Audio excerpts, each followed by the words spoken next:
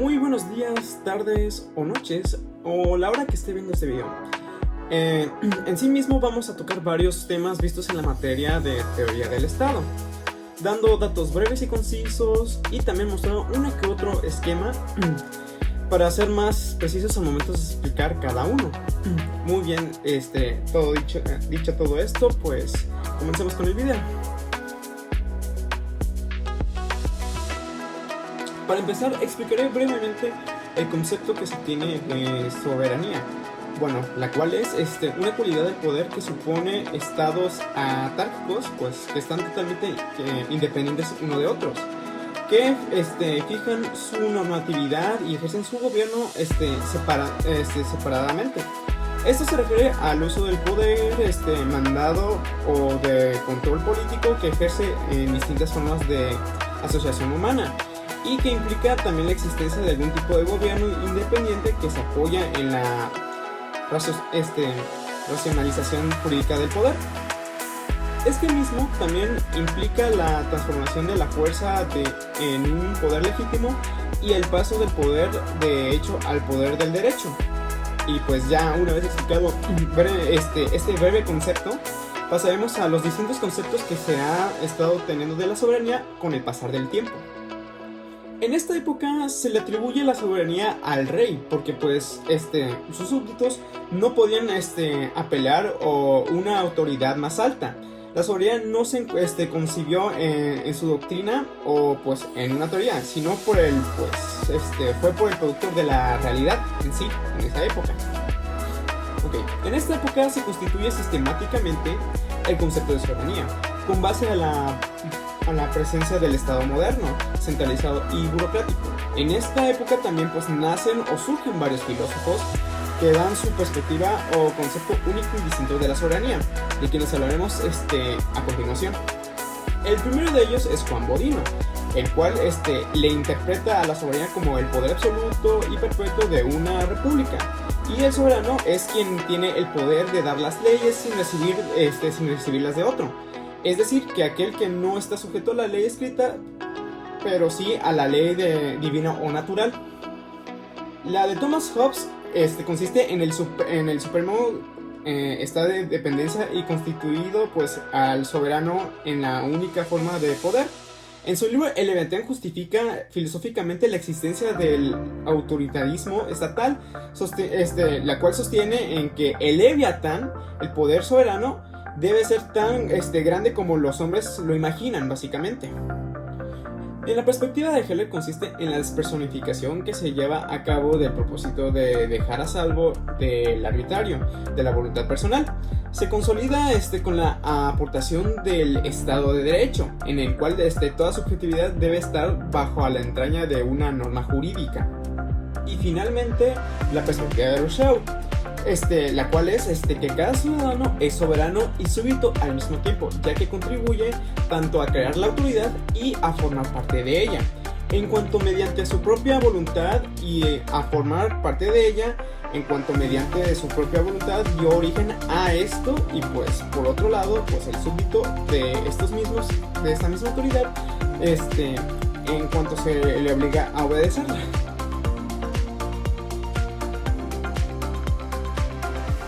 Se refiere al ejercicio de la autoridad en cierto territorio. Esta autoridad recae en el pueblo, aunque la gente no realiza un ejercicio directo de la misma, sino pues que ésta delega dicho poder en uno de sus representantes.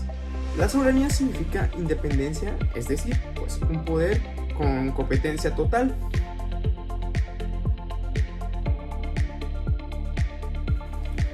Lo que podemos decir en este apartado es que la soberanía significa independencia. ¿Qué quiere decir? Que es como una competencia total. Entre los principales aspectos que posee la soberanía sabemos que pues es absoluta, perpetua, invisible, inalienable e impredecible, pues siendo el aspecto más sobresaliente que es absoluta, puesto que define a un poder originario que no depende de otros y pues que no se limita por las leyes.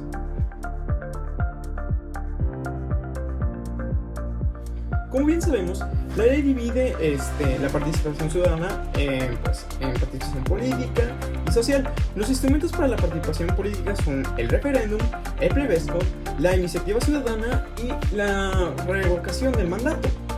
Nada más que en este tema nos vamos a centrar solamente en los primeros dos instrumentos. Como sabemos, este es el proceso mediante el cual los ciudadanos de un estado expresan su aprobación o desaprobación a las reformas, adiciones o derogaciones a la Constitución o a las leyes que expresan el Congreso. También cabe resaltar que es una figura democrática que por medio de la cual el cuerpo electoral de un país o nación pues puede expresar su voluntad respecto a asuntos o decisiones que sus representantes constitucionales o legales someten a consulta. Es la consulta pública a los ciudadanos del Estado por la cual expresen su opinión afirmativa o negativa al respecto a un acto de poder ejecutivo y legislativo o de los ayuntamientos, que sean considerados como acciones trascendentes para la vía pública del Estado o de los municipios. Es decir, es un mecanismo de consulta popular acerca de cuestiones de carácter político.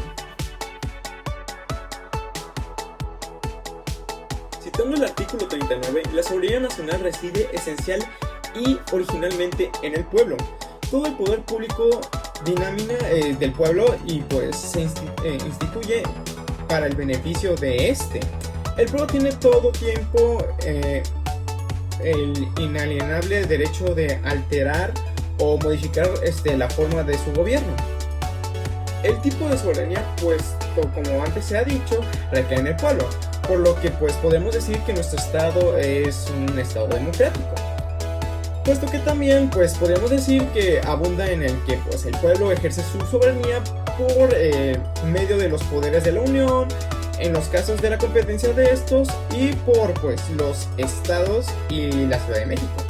En lo que toca a los regímenes anteriores, pues en los términos respectivamente establecidos por la Constitución Federal y los particulares de cada estado y pues de la misma Ciudad de México. En este aspecto, la soberanía tiene como concepto sobre el que se apoya el derecho internacional. Esta misma también tiene como obstáculo a la organización de la sociedad internacional y como facto de progreso de esta, la garantía de independencia e igualdad entre los estados. Esta tiene como objetivo la aproximación política a la soberanía. ¿Esto qué quiere decir? Que está siendo una capacidad para ejercer de manera autónoma la función propias del Estado. Esta evolución del concepto de soberanía es paralela a la evolución de la sociedad internacional, la cual pues los límites a la capacidad de acción de los estados y pues la puesta en cuestión de la soberanía estatal. Pues para este tema voy a tomar como base la división que establece el filósofo Aristóteles de formas de gobierno, las cuales son puras e impuras. Vamos a iniciar con las formas impuras y posteriormente con las puras. La tiranía es una forma de gobierno no democrática en la que el poder es detenido por solo una persona de manera despótica. Entre las características más importantes de la tiranía se encuentran poder detentado por solo una persona, toma ilegítima del poder, la forma en la que se realiza el gobierno es injusta y represiva, y finalmente la ausencia de la libertad civil y pues de los derechos políticos. Bueno, una oligarquía es una forma en la que pues se puede presentar un gobierno determinado. Así hablamos de un sistema político en el que el poder recae sobre un pequeño grupo de personas. Pero a pesar de eso, hay varios exponentes que son, en vez de ser muy positivos, llegan a ser extremadamente negativos de dicho sistema de gobierno. Por ejemplo, está la pérdida de competitividad de las empresas en el país, una ineficiencia de asignación de recursos, una mayor desigualdad económica, tensión y fragmentación social, debilitamiento de las estructuras democráticas, también presenta de corrupción y malversación, y pues también un sistema poco justo y equitativo. Para finalizar, la demografía es una táctica u acción política dirigida a la obtención del voto aplenado pues, a los sistemas y emociones de los electores a través de promesas o escenarios de dudoso realismo. Por ejemplo, como características de este mismo, pues es frecuentemente asociado con el favorecimiento y la estimulación de las ambiciones, de sentimientos de la población por medio de promesas que parecen irrealizables, hechas por políticos durante campañas de elecciones, o también puede ser utilizada para enfrentar poderes legítimamente constituidos, haciendo valer sus propias demandas enmiendas incontrolados. Básicamente pues es darle falsas expectativas o promesas al Estado en sí.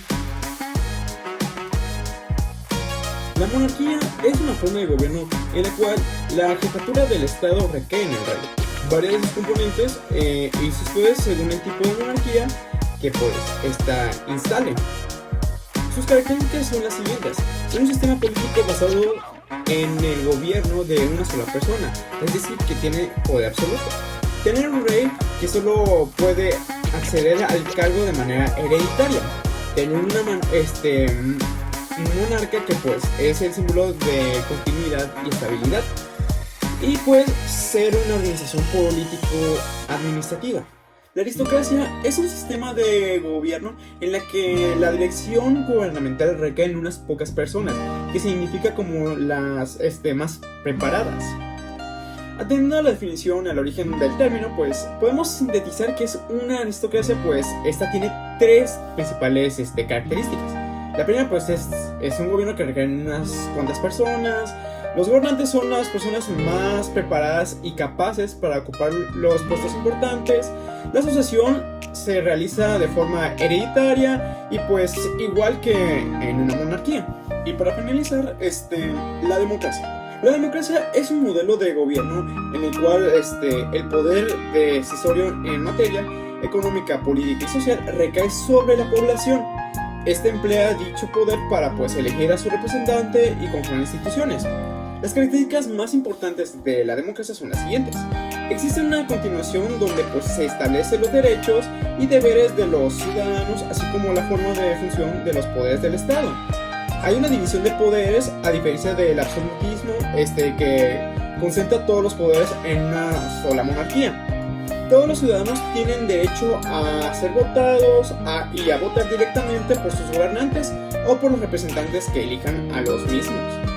La elección particular del presidente de gobierno puede ser de forma directa o indirecta, a través de representantes. Precisa de distintos partidos políticos que compiten para la representación del parlamento y que también competirán por quienes dirigirá el poder ejecutivo. Es decir, hay un pluralismo político en sí. Bueno, en este tema la diferencia principalmente radica en que las formas de Estado tiene en consideración la distribución especial del poder. Depende de cómo están organizados los elementos del Estado y cómo ejercer la soberanía al interior de ese Estado. Para dejar una notoriedad, veremos unos cuantos puntos en la siguiente diapositiva. Pues aquí están las diferencias entre Estado y gobierno. Estado, pues forma de organización social y política soberana y coercitiva formada por un conjunto de instituciones que tiene pues el poder de regular la vida nacional en el territorio determinado. Permanece idéntico y si bien es un estando, es una estructura permanente, y el gobierno pues es un conjunto de organizaciones directores de un estado a través del cual se expresa pues el poder estatal por medio pues del orden jurídico y administrativo. Consiste en el ejercicio de poder del Estado y cambiar de mando y responsabilidad. Pues en la definición que tenemos, que conocemos comúnmente, Pues una república es formada por de un gobierno en el que pues el jefe pues del estado es el presidente de la república, elegido por el sufragio universal entre todos los ciudadanos con derecho a voto. Pues en las repúblicas, al contrario que en las monarquías, el máximo poder que pues detenga una persona que ha sido elegida por los ciudadanos, o sea el presidente, está a cargo que porque se somete a votación con la frecuencia que pues marque la constitución de cada país. Además, no es el único puesto que pues se elige mediante el voto. El poder legislativo, es decir, la asamblea, también es elegida por los ciudadanos. En la actualidad existen generalmente dos grandes tipos de república: las presidencialistas y semipresidencialistas. Pues las diferencias recaen pues en una relación los diferentes poderes del Estado: ejecutivo, legislativo y judicial. Además, esta tipología pues en una república puede ser también pues laica o confesional, unilateral o federal, democrática o autocrática. Como bien sabemos, un Estado es un tipo de organización política que cuenta con sus propias instituciones burocráticas, leyes y sistemas económicos, en los cuales pues se ejerce sobre una población que se encuentra en un territorio determinado. En este sentido, para que una nación sea considerada un estado, debe tener población, soberanía y territorio. Los estados que podemos encontrar que existen en la actualidad son los siguientes: el estado unitario. En este caso existe un poder central que pues irradia hacia todo el territorio, teniendo pues facultad para elegir a las autoridades locales. Tiene una sola constitución, un poder ejecutivo, uno legislativo y uno judicial. El estado unitario puede ser de dos tipos: estado unitario centralizado, como pues indica su nombre. Las decisiones que afectan a todo el territorio se toman desde el poder central, y el estado unitario descentralizado, pues en este caso, aunque sigue existiendo un poder central, las regiones tienen ciertas competencias administrativas. El estado compuesto son aquellos que están subdivididos en colectividad con soberanía política y jurídica. Pueden ser de tres tipos: unión personal. Un solo gobernante está al mando de dos o más estados. En el pasado era muy común ver esto, puesto que los monarcas ejercían su poder en dos organizaciones políticas y territoriales distintas. Un ejemplo que podemos ver en la actualidad, podemos decir que son las mancomunidades británicas de naciones, pues estas están compuestas por 53 países que tienen lazos con el Reino Unido. Unión real. Si bien los estados son soberanos, en este caso los gobiernos acuerdan ser representantes por el mismo monarca, con fines defensivos de finanzas y de relaciones internacionales, pero en lo interno los gobiernos son distintos para cada estado. Estado confederado. Se trata de un grupo de estados soberanos que ejercen sus propias leyes y que solo están unidos por una o varias leyes comunes, sin afectar la independencia de decisiones entre ellos. Ya para finalizar, el estado federal. Este tipo de estado se caracteriza porque, si bien cuenta con un gobierno central, el poder también reside en instancias locales, regionales o estatales. Es posible que estas instancias tengan sus propias leyes o incluso pues sean políticamente opositoras al gobierno, pero siempre estas están subordinadas a este mismo. Las características que posee el estado federal son las siguientes: posee un territorio propio constituido por la unidad, por la suma de los territorios que son miembros del mismo estado. Una población con derechos y obligaciones en todos los ámbitos de gobierno. Un gobierno de tres niveles: el federal, el estatal y el municipal, con sus facultades delimitadas por la Constitución General. Y finalmente, la personalidad del Estado federal es única. Y ya para finalizar, los fines del Estado. Los fines del Estado pues sirven generalmente pues a la comunidad, el promover la prosperidad general y garantizar la efectividad de los principios de derechos y deberes consagrados en la Constitución, así para facilitar la participación de todos en las decisiones que pues los afectan en la vida económica, política, administrativa y cultural de la nación, defender la independencia nacional, mantener la integración territorial y asegurar la convivencia pacífica y vigencia de un orden pues justo. Las autoridades de la República están instituidas para proteger a todas las personas residentes en México, en su vida honoraria, bienes, creencias y además de derechos y libertades, para asegurar el cumplimiento de los deberes sociales del Estado y pues de los particulares. Ya para concluir, podemos decir que todos los temas vistos son demasiado importantes en la materia de teoría del Estado, a la vez que esta materia es una de las más importantes para nuestra formación como abogados, puesto que toma temas que pues muchos quizás no lo tomamos como importancia, pero en realidad son muy influyentes en el entorno en donde nos estamos moviendo. Así que pues es de mucha ayuda el estar investigando, el estarse informando y actualizando sobre las constituciones, las formas de gobierno, entre otras cosas, para así poder hacer un trabajo de manera eficaz y no estar perjudicando a otras personas.